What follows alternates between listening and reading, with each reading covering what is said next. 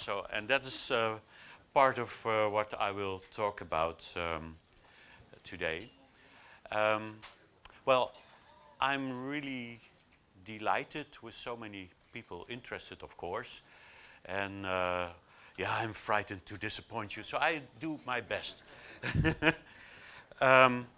So what I had in mind is that we first look at what I call mental space psychology, so space, and then we look at what that means for psychotherapy and what that means for working with depression. And then at the end we will briefly look at what the effect of the method that I will present is. Now, of course, I need to go briefly through all of this because of the time. At the end I will also give some links where you can find more information and where you can find a movie, and so that will be at the end. So first I go a little bit to some slides.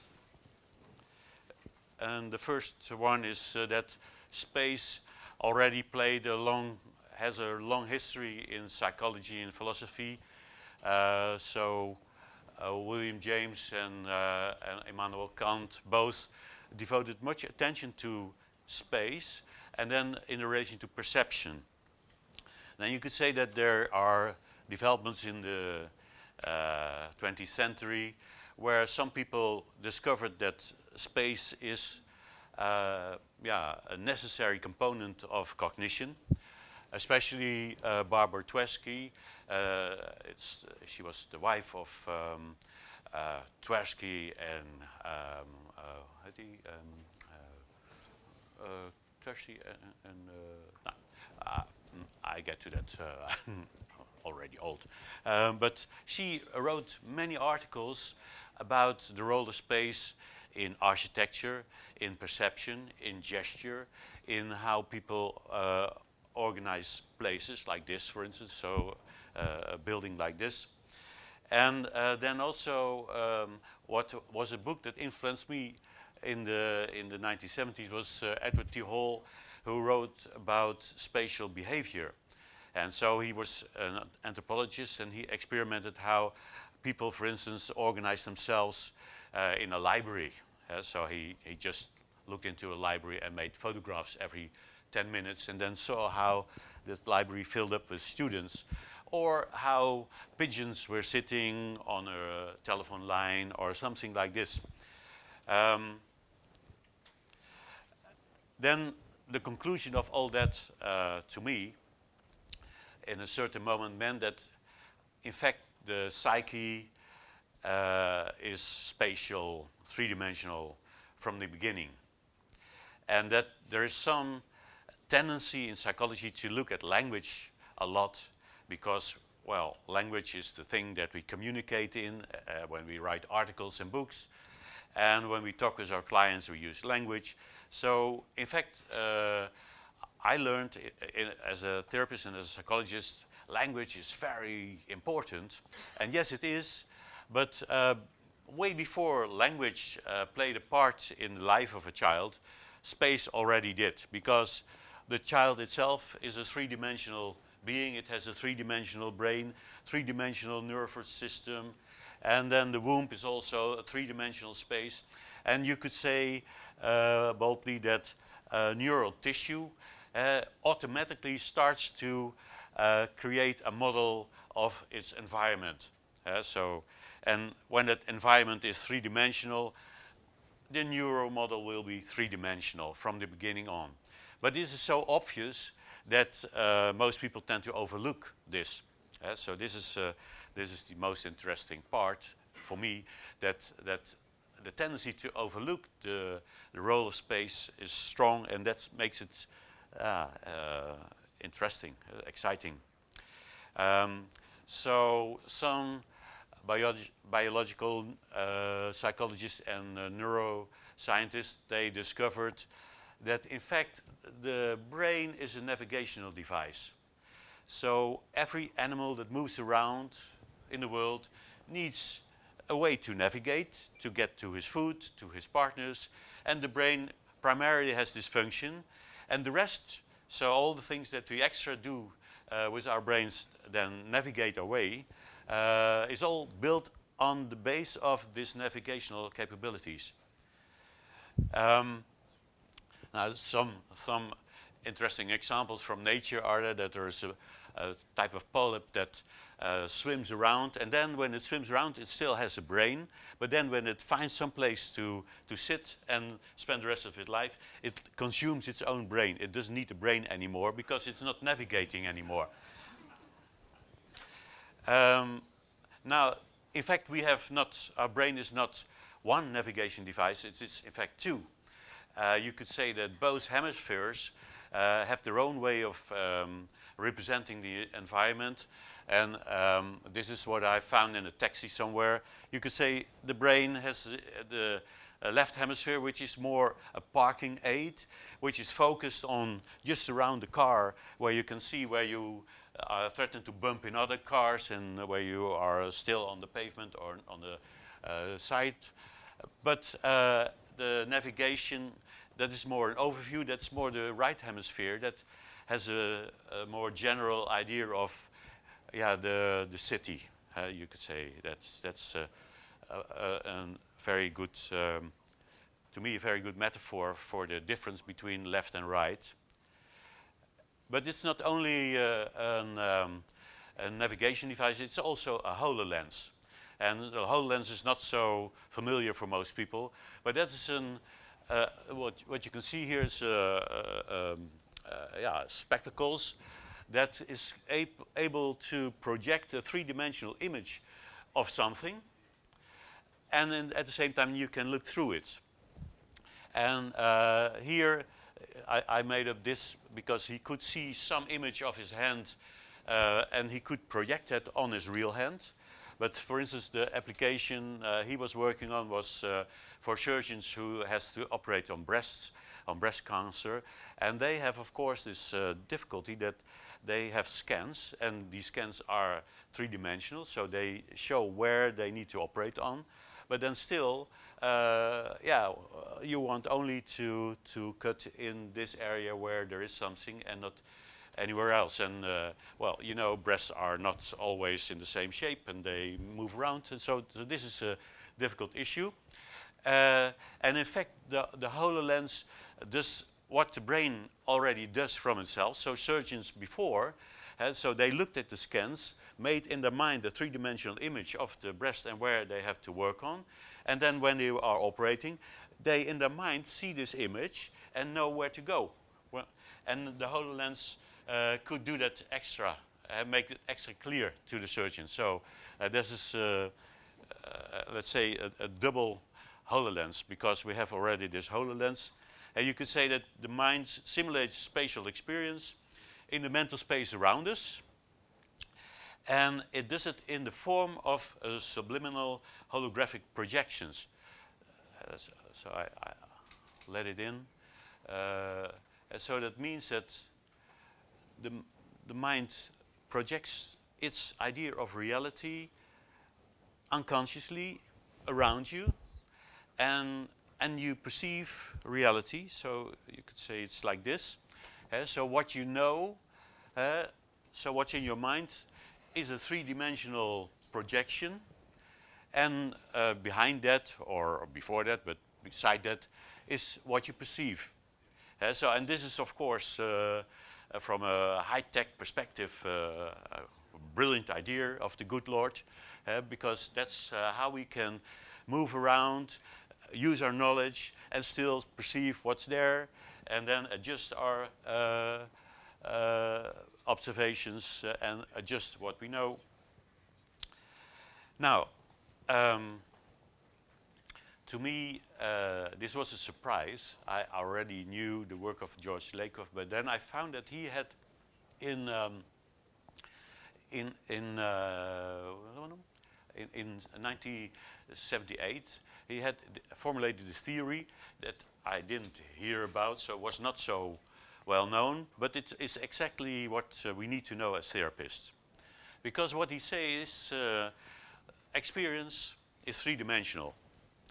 So people live in three-dimensional experience. Language, on the other hand, and he's a linguist, is one-dimensional. And some people say it's two-dimensional because it's, well, you can argue about it, but at least it has less dimensions than experience.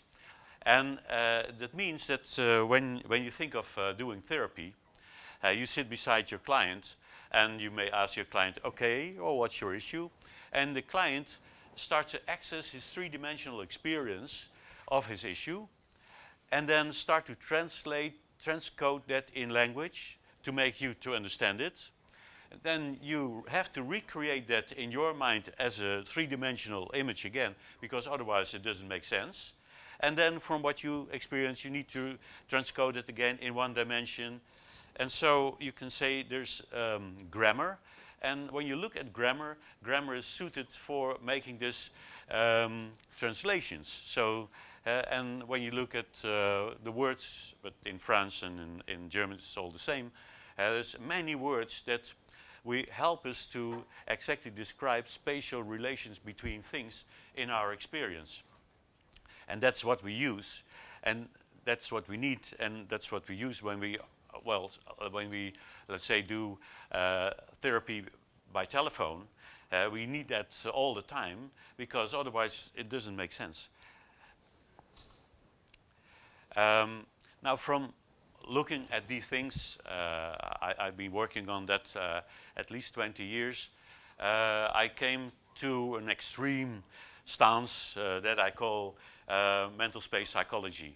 And this is, to me, psychology based on the idea that space is most fundamental and not language or something else, and not behavior, but space. And that means that all our thinking, everything that goes on in the space around us. So when I have some idea, it is somewhere, and when I do something to that idea, I maybe turn it around or bring it down, and that is what I do when I think. So thinking is the manipulation of concepts in mental space, mainly. So there will be some exceptions, but it's so important that I generalize that. And then what does that mean for psychotherapy? You could say, what is psychotherapy, what is effective psychotherapy? And of course there's many visions, and of course there's many psychotherapists and therapies. And I came to believe that all psychotherapies that exist, all brands of psychotherapy, will at least have worked once on one client, but maybe more. And it's probably best to think, okay, when they exist, they probably work. Maybe not always, but they will work. And the question is then, okay, what is the essence that makes them work? And so this is, of course, probably keeping you occupied also, because that's what you want to know as a psychotherapist. What is the core? And then I imagine to be a Martian anthropologist that looks at psychotherapy on Earth. So it comes from Mars. I could come from some other stellar constellation, but from Mars is the easiest to, and looks around and peeps through the keyholes of offices of therapists and just try to make sense out of what happens there. And of course he sees there's a client, and the client, he seems not to be in a very good state. Maybe he's depressed, and well, and then when the therapy is successful, that has changed. So the client is happy and likes to pay the bill, and well, maybe doesn't need to return. And he tries to analyze what happens in between. And then he came to, that's me, but he came to a two-phase model. I think it will not be a surprise to you, but I think this is still very important to look at. So that effective psychotherapy is that the therapist helps the client to stay in connection to the problem state. So when he doesn't know what the problem is, it doesn't make sense. So he needs to be aware of his problem, and better is when he is associated, so in his problem state. And then the therapist makes him do something completely different from what he usually does from his problem state. And it can, so from Erickson there is also the story that he once kicked a person with his stick. And we know that in Zen, also hitting a person with a stick when he goes the wrong way, is seen as an effective intervention. It's just a matter of ethics, or that you. But I think this is exactly what you can do. So pattern interruption. So this is what we use in NLP, and I think the term went a little bit to the background. But when I learned NLP, pattern interruption was seen as a high value in working with clients. So pattern interruption is essential. Now, when you believe that, so you don't need to believe it, but when you believe it like I did, then the question becomes, okay, when space is the primary organizing principle in the mind, when you believe that, and you believe the previous, so what does it mean for psychotherapy? Well, probably psychotherapy becomes more effective when you do interventions, when there's something completely different involves a spatial change, something that happens in space. So that means that either you use words that force the client to reorganize their spatial experience, or you do, in fact, spatial interventions. And there are many examples of, so in NLP, a lot is done with space, and outside of NLP too. So you probably recognize these images. And what you could call spatial psychotherapies, of which there are quite many, then you can say that language in the therapy serves the purpose of steering spatial experience. So it's things like bring the image of your mother closer or further away. And something like this, and this is in all manner of ways, I think the core of when space becomes central in psychotherapy. Then here I have an overview of, well, a lot of forms of psychotherapy where you can say spatial interventions are at the front. So these methods use spatial interventions as their primary means of change. Now, let us do a small experiment. So what I'd like you to do is to look around here and find something. There's not that much, but so many will find the same thing, but it's not a problem. So an object, a thing that you have no feelings about, so that's neutral to you. So just a thing. So it can be me. Or microphone. And so when you have picked that, now what you do is now you close your eyes, and now you imagine that this neutral, emotional neutral object, that will be in front of your nose at 15 centimeters, so very close, and becomes twice as big. The spatial intervention. And so, of course, I would love to ask each and every one of you what happens. But maybe one person can tell me. So, did something change in the neutrality? So, yeah, a confession. It became a little bit less neutral. It became a bit dangerous. Yeah, okay. Just because it was nearer. Yeah. And this is what you can expect. So it's just because of the time that I don't go for all the responses, but we can ask, was there somebody to whom it didn't make any difference? So because there will be some people too. So who didn't make any emotional difference? Yes, Bruce. Okay, we talk about it later.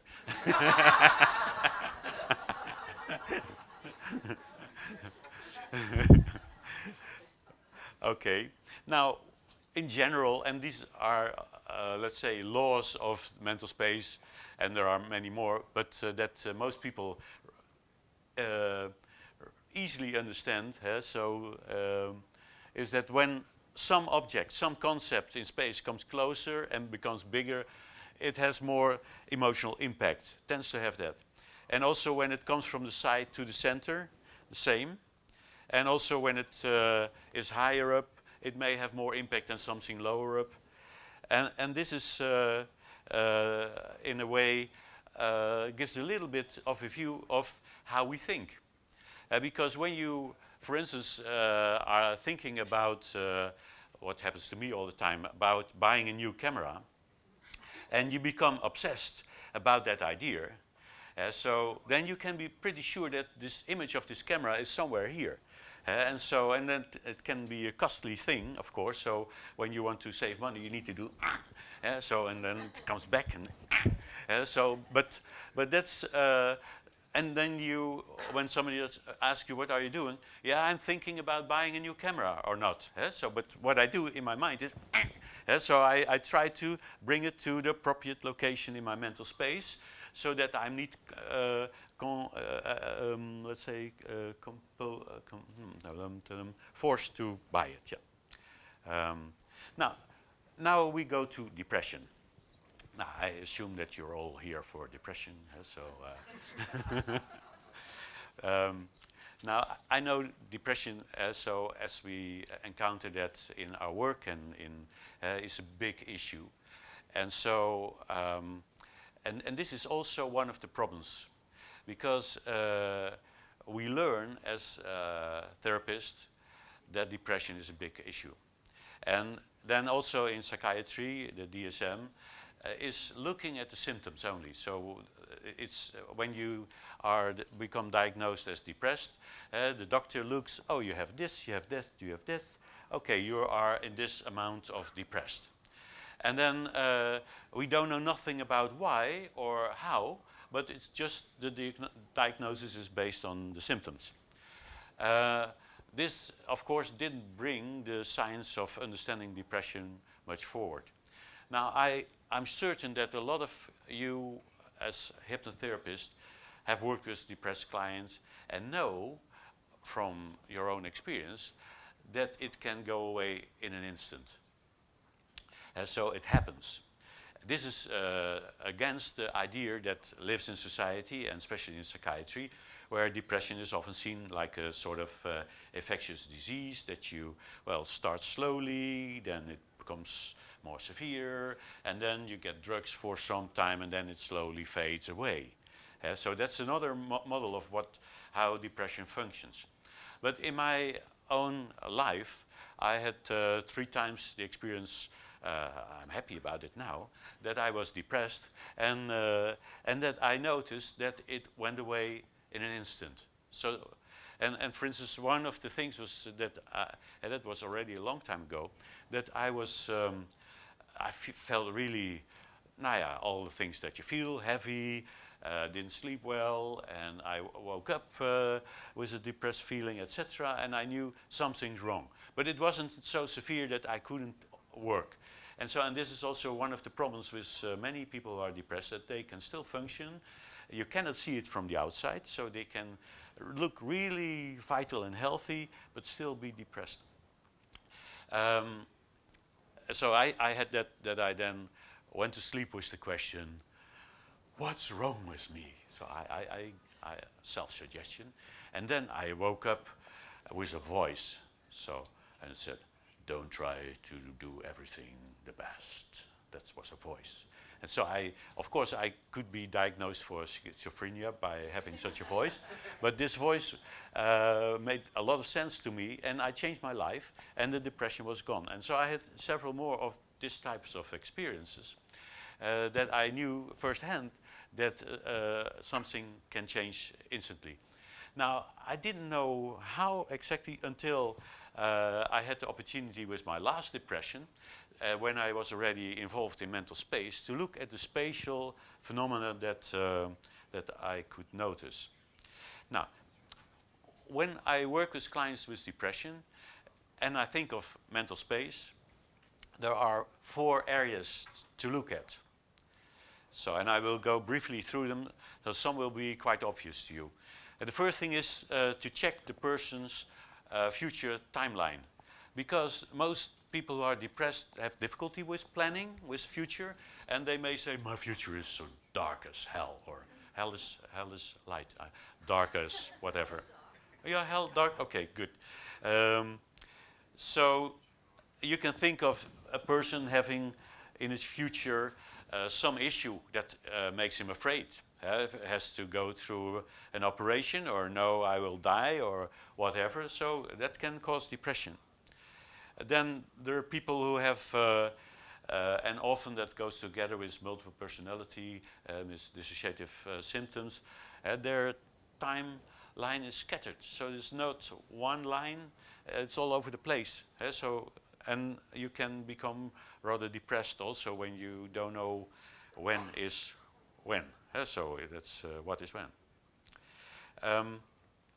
Then there's something that's also quite obvious, and that is that in mental space, closer to the body means closer to the here and now. Further away, projected on a distance, means further away in time, and that's for the past and for the future. So when I look at in 30 years, when I go, when I will have my pension there, so yeah, that's something very far away. And when I look at Santa Claus yesterday, or something, that will be maybe here, quite near. Now this is something that asks much more study, because, for instance, there's quite a difference how things get into the future and how things get in the past. But the principle is the same. And you could say that, well, further away is further away in time. And some complaints of clients are totally clearly pointing at discontinuity in this part of mental space. And so one of the symptoms is that they cannot orient themselves very well in space, in time. So which is people with depression may have that a lot, but also people with depression.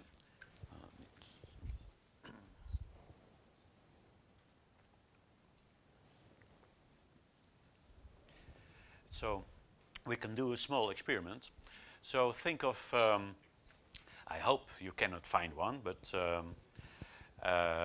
well, find something that you think, oh, that was a trauma for me, that you totally dealt with. So that you know that's no problem anymore. So and then find one that you know that's still not dealt with. So this is still occupying me, or nerving, or, and then just start with the first one. So where is the one that you dealt with? And what we can do is, when you know, so point at it with your hand. So where's the one that you dealt with? So 1, 2, 3. Yeah, so, and so when we all do that, so we have an experiment, and we can see what the tendency is. So keep your hands pointed if you, so, and at least I see many who point backwards or sideways, and it has, of course, to do with how you organize your time in your mental space. Now think of the one that occupies you still, and point out that. So where, and so let's see where the fingers point. So. Some people are afraid of pointing because they know that can be the beginning of an arm levitation exercise, and then they walk around the rest of the course like this. So, but I think the tendency is clear, so we will not discuss it further. And it means that when you work with traumas, mental space is, let's say, a very good monitor, because you can just ask the client, okay, don't tell me about what the issue is, but where is it located? And then they may tell you, and when it's somewhere where their future should be, and it is something that happened in the past, this is discontinuity of the mental space, time system. And so that needs to be changed. Now, it can be that they are associated with the trauma, and so it's in the here and now, and it shouldn't be in the here and now because it was 30 years ago. So then they can dissociate from themselves with the trauma, and they live a double life. Now, so where it should go, and you could say, in a very basic manner, you could say, okay, trauma therapy means find where the trauma is that still is in the wrong spot, and find out what is the right spot and move it over there. So, and then of course there's many things you need to do in between, because most people don't let you do that so easily, but you can be lucky, or you don't know whether it's a real luck, because then therapy is ready in 5 minutes or so. But sometimes it's very easy. That is the only thing to do. But quite often you need to do many other things with resources and other things to make that happen. Now then, another thing when you have a client with depressed symptoms is to look whether it's grief or loss, or is there any dark matter.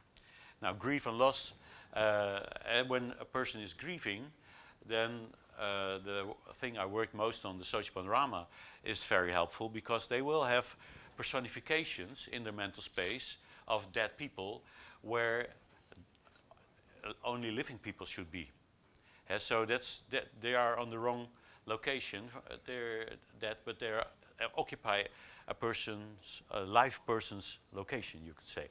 And so, and that can be enormously effective, reduces the work to nothing. So I think that doing something like this also takes away the status of the therapist, because it's so simple. That's something that looked really a big job, working with mourning and loss, could be very easy when you just have this model and know, okay, what I do is ask, do you have somebody who died with whom you are in peace? Yes? Okay, where's that person located? There? Grandpa? Okay, and now your ex-partner is here.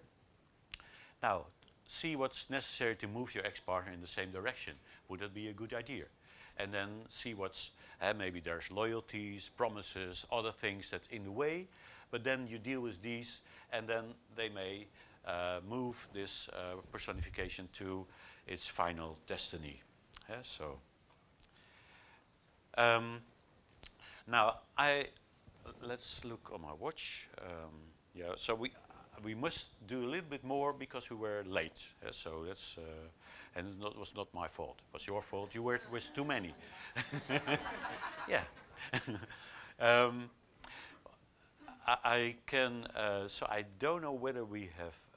I think we need to do the movie, because it was 20 minutes. Although the work is quick, it's too risky to take 20 minutes for a demo to deal with depression. So but in the movie, I hope I get the sound.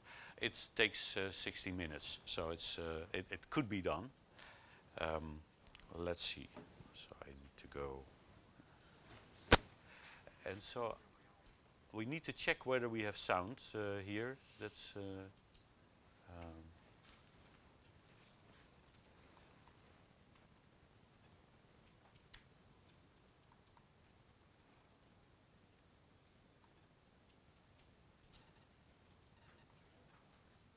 so we were just talking a little bit about depression, and you still remember we haven't dealt with that. And so what I want to do is just to work with that in your mind. And for that I ask you to access the sad feeling that belongs to that. So if that's possible, it doesn't need to be yeah. That's it.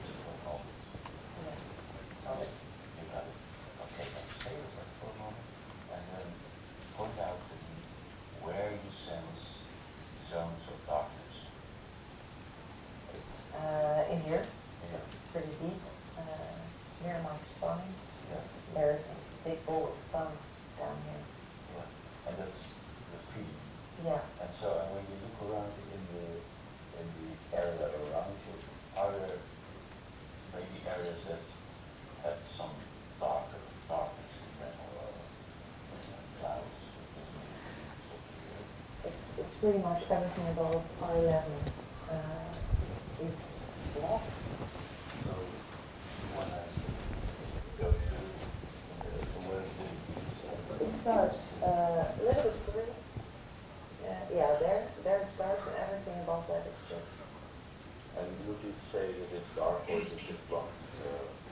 Does it need to be dark? It's kind of transparent dark, like a dark sky in the night. Okay, good. Then look at that. Yeah. Then imagine that the sun comes up behind you. And so it's just imagination, you know, morning sun comes up and shines on this area.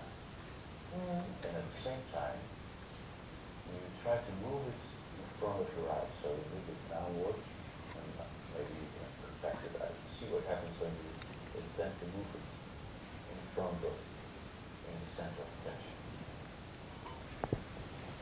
What happens is that the light comes down there, and there's a small strip of darkness that doesn't really go away, but the top is clear again. There's a very quick effect. Then what you see there. So then look at what is left. Maybe you let the sun shine on it a little bit more, first of all.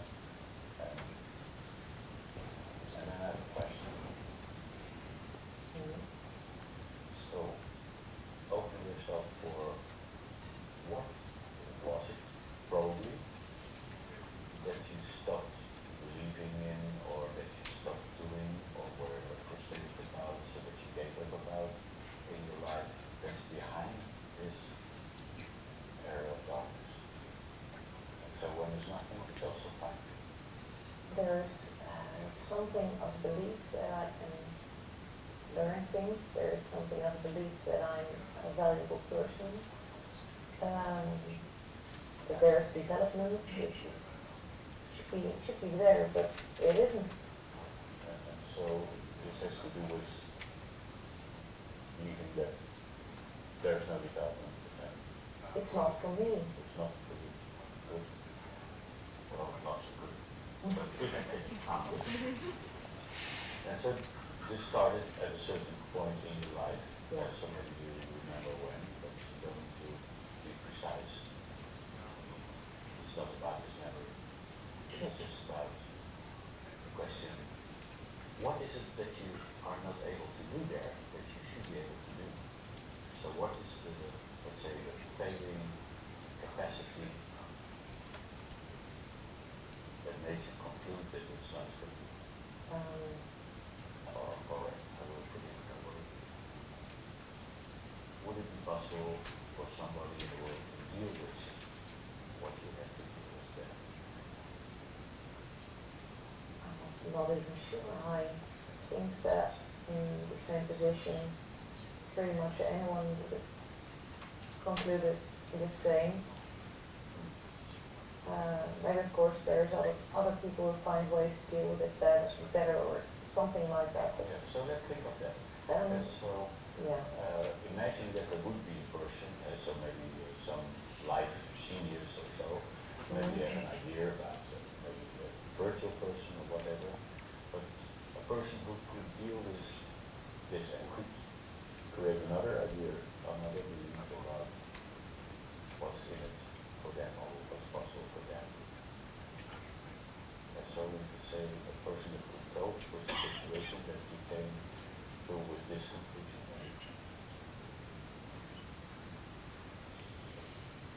We have an idea of what type of person that could be.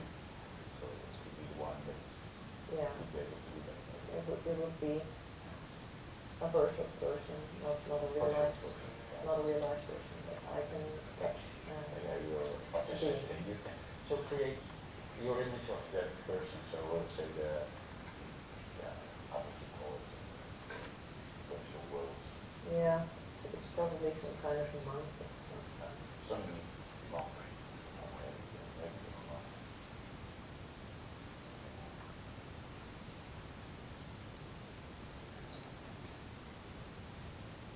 Yeah. Now, what do you think this monk can? That you conclude? Make everything more relative, more light. Connect the dots. Yeah. So then doing that. So maybe in another situation, so maybe he encounters something in his life where he also couldn't imagine, then it's fine.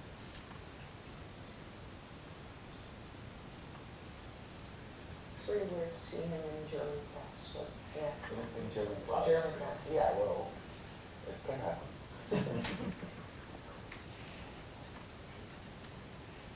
Yeah. And just study that for a while. So what I like to do is to become an expert in this monk's capability to cope with this type of situation. Mm-hmm. So that was important to him, that he focuses on.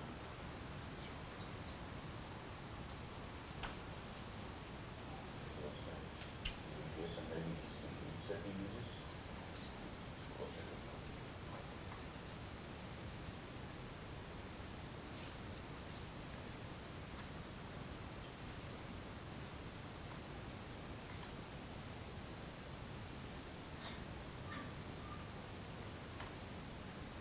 Yeah. And now, it's interesting now you, in a way, know what solution could have been to that situation. Mm-hmm. And of course, at the time you didn't know. And so what I'd like to do is to visualize yourself from before this happened to you. So, how long was it ago? I think the last time I felt like I didn't have a depression in retrospect was when I was 3 or something. So Going a lot better. at 3 years old. Yeah. Fine.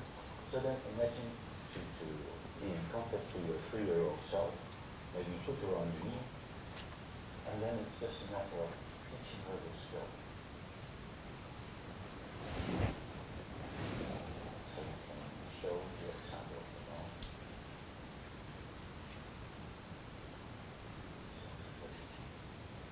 So advice to just take the example of the monk yourself so that you know that you as a sort of teacher are capable of solving it. Mistake. Yeah, I think she gets it. So you can do a little bit over it, so make sure that she really is good at that.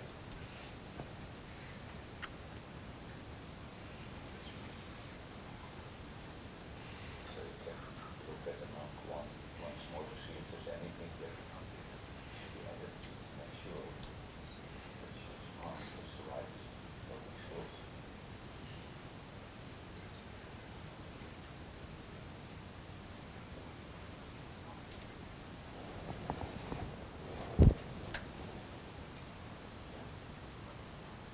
When you're sure, you can just send her back in time and just watch her use this.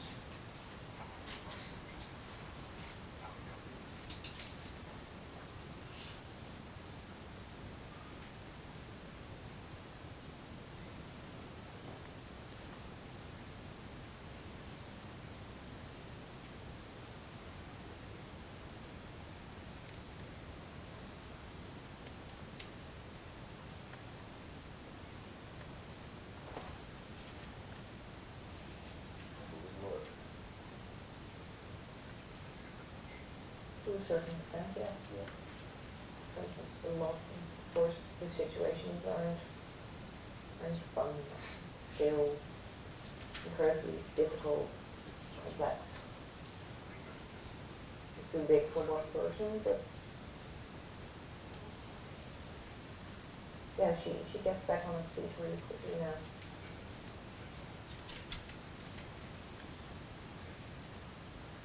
Yeah. Okay. So what you can do now is then just see the 3-year-old again and step into her and then be her and then try it out.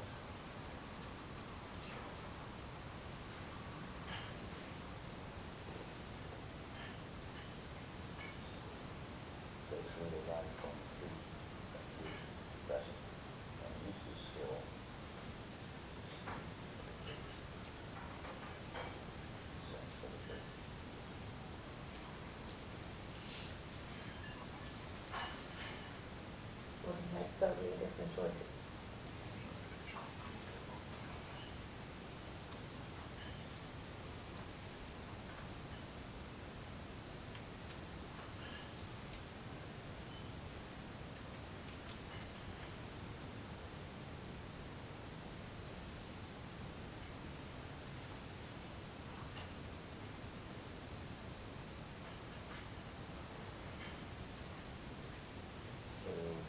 Back in the present.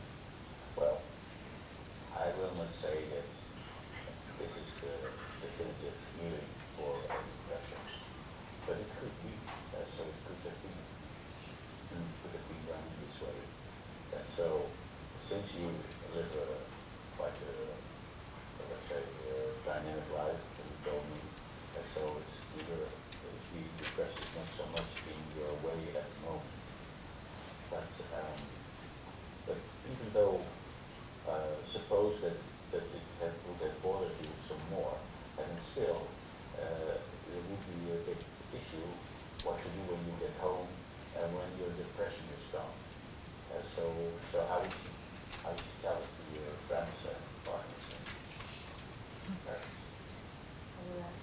Tell them. So suppose that you would have a little bit more depression than you had, and then it's gone like just doing this. Yeah. So could you deal with that? That would be a big turnaround. Would be there's a weird realization that you indeed have the strength in you to change the way you think about yourself, and to find your own strength to, once you believe you can cope, you can cope. And having a role model, imaginary or not, is a great help. And in this case, the robes of the monk, bright yellow, flapper, free everything. And so what I meant that you don't need to answer that's just for, as a comment to, let's say, that depression is generally seen as a huge issue. Not that many people have an answer, so it's not so easy. But this procedure that I did with you has been quite successful over the last couple of years. And the issue is, okay, well, you can take it away, that's easy. And so what to do next? When it's gone, so you can just enjoy it. But quite often it's such a part of your life that dealing with that it's gone is maybe harder than the cure. Yeah. Yeah, I do feel like it's like a lampshade over your head, and then you can finally see everything, and it's big and it's scary. So maybe the moments where formerly you would like to be depressed, get into bed, just exchange that for something as simple as brewing yourself a cup of tea. Get another procedure to deal with whatever you're feeling and what it would have made you lie in bed previously. Okay. Yeah. And so for our last thing, can you look at the area here now? Is there any difference? It's a lot brighter. There's still a bit of band with two dense dark spots there and there. The sky is a lot more open. It's like I can, if I grab a ladder, I can climb into it. Yes. And the feeling, so can you find it back? So it's like only the encasing is left, so it could be filled again, but I can choose whether I fill it with depression or with something else. So it's pretty much there like an empty soup can or something. well, Thank you.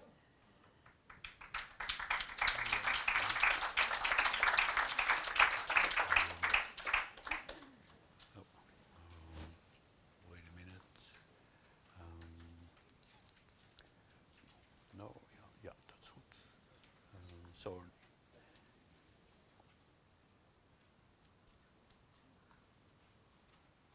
Oh, stop.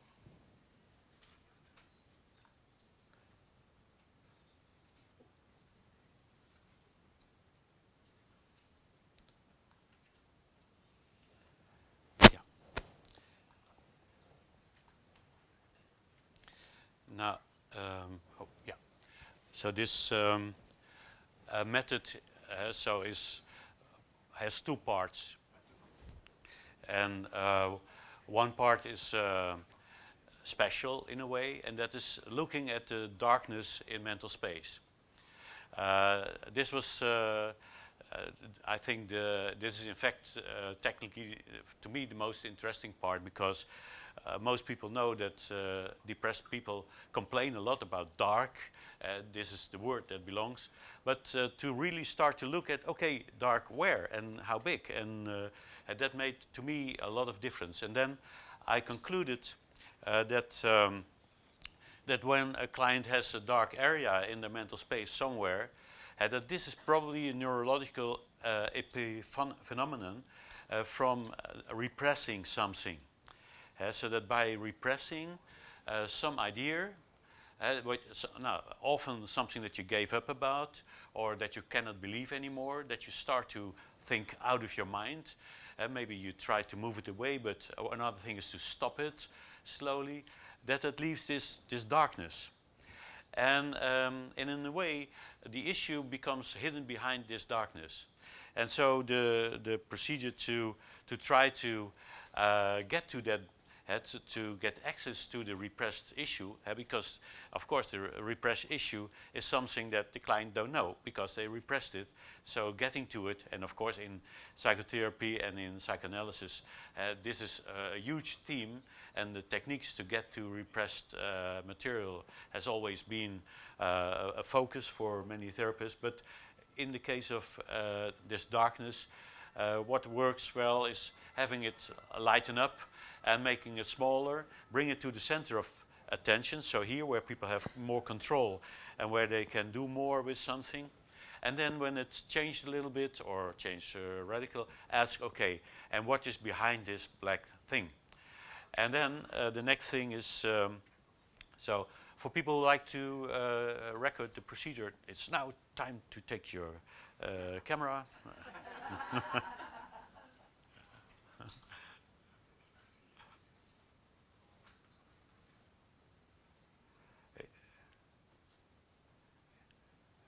Yeah, ready? And we have another one.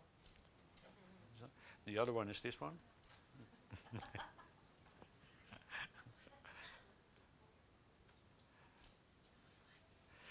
And this is, in fact, a regular, very old, classical NLP approach, new behavior generator. And what I found out over many years of using this, that so often when I got stuck with a client in finding resources, this was the thing that worked.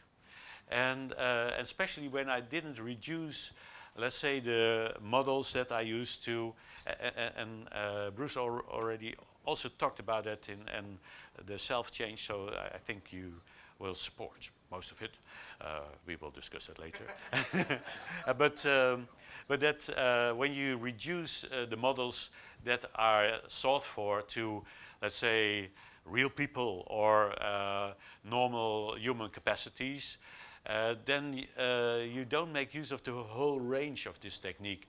And when you look at spiritual, let's say, healing practices or religious healing practices, you always see that, let's say, miraculous spiritual entities play a role in bringing a solution.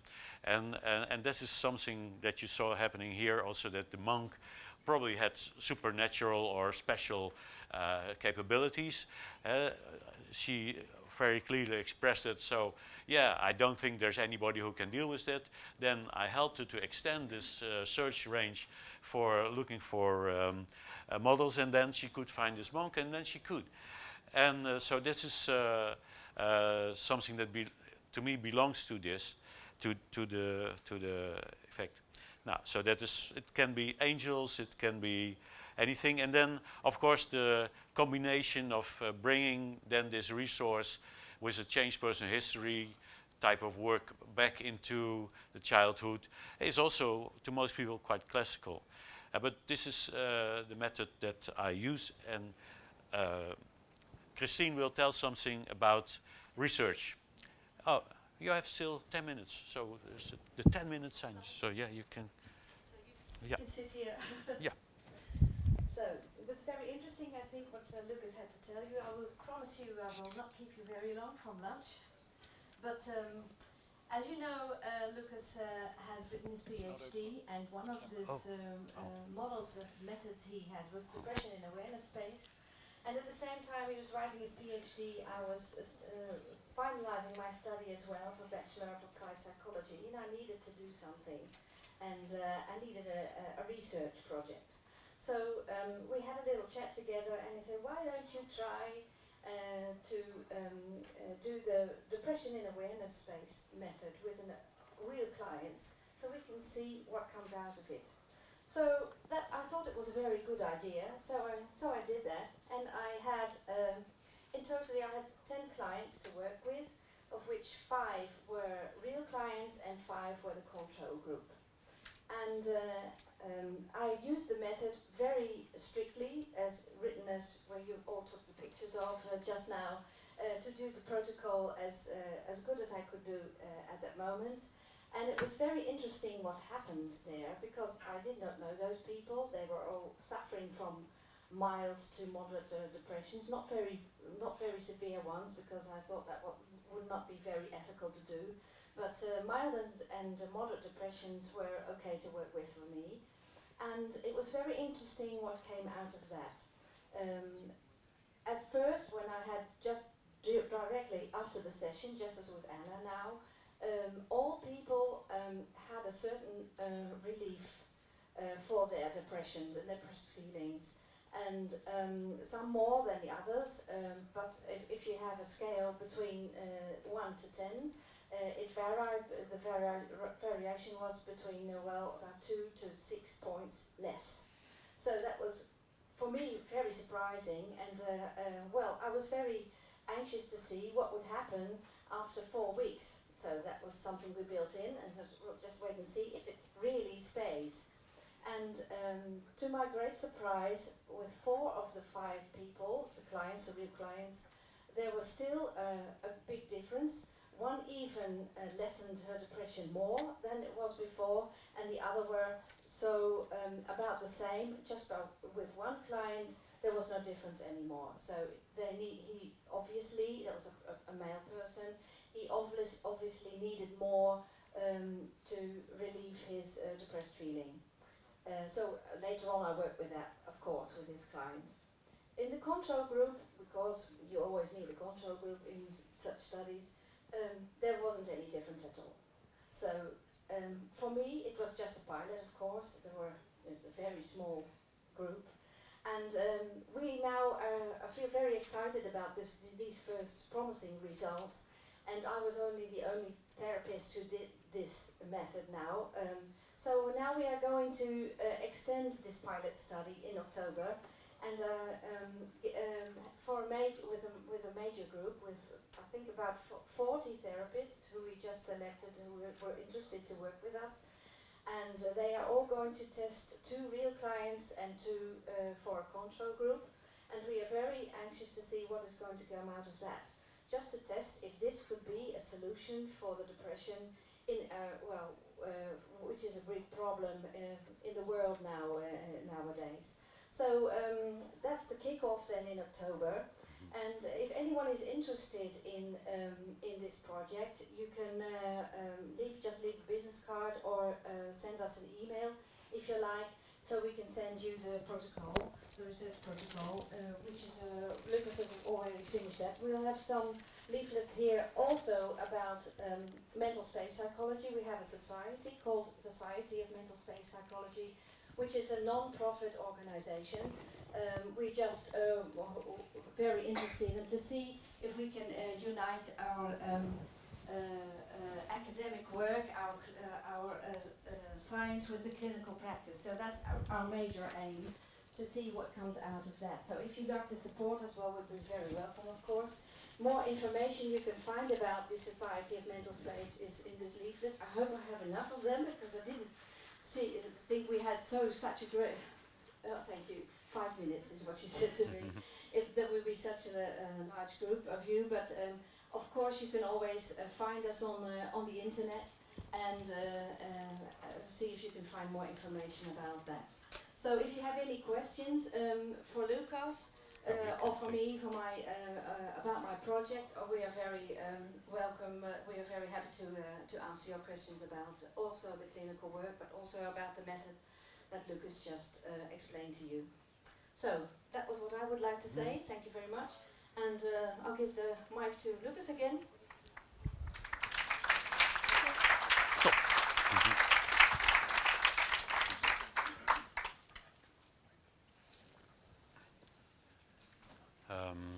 Yeah, so if there's anybody who wants to have a comment or a question, feel free. We have still 3 minutes.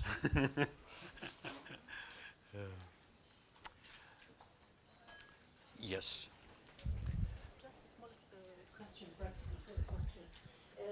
Do you ask the client to, for example, to close the eyes? Is it more efficient when you do the exercise closing eyes? I must say I don't think much about that, but because I have the experience that most clients do what fits to the task, and so what makes it possible for them. But when the client is, let's say, too much in rapport with me to go inside, I tell them, okay, relax and close your eyes. And that's often enough for most of them. It depends. Most people expect that when they come to me that they will do some work closed eyes.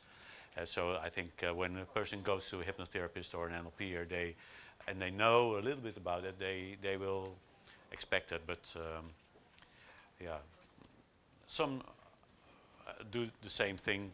They have access to their mental space with eyes open, because we all do all the time. Often when you ask something like close your eyes and now look, where's this black cloud, they may want to do it too good, and so a certain tempo in the work helps to prevent them from really start to cognitively thinking about where should this black cloud then be, and then they cannot find it. Yeah, you would say intuition needs to lead them. Yes, that's an answer. Bruce. Just one thing, please. Watching the video, what struck me was you described the space size like an epiphenomenon of depression. And for me, watching the video, it was almost as though once you've been able to effectively deal with the epiphenomenon, so to speak, there was still a massive amount of real therapeutic skill and NLP skill as well. And I'm just wondering, in terms of going forward, how you ensure that when people can do the space work, they still have the required ability to do that therapeutic work afterwards as well. Mm-hmm. Yeah, so this is in the research. So we picked, let's say, master practitioners and people who did social panorama consultants training, of who we know that they have enough and also experience as a therapist. So that's how we try to deal with that. But I think that most well-educated NLP masters will be able to follow the procedure, and at least the second part they should all be able to do. And then the beginning is also not so difficult, but it's just a new idea. And it's, in fact, I think the special thing here is, okay, and this is not special because as NLPers we also always learn to listen literally to what the client said, but the darkness part in depression was missed out a lot of times. So that's why I think it makes sense to look at that in more detail. Yeah. So I think this is it. you for your attention.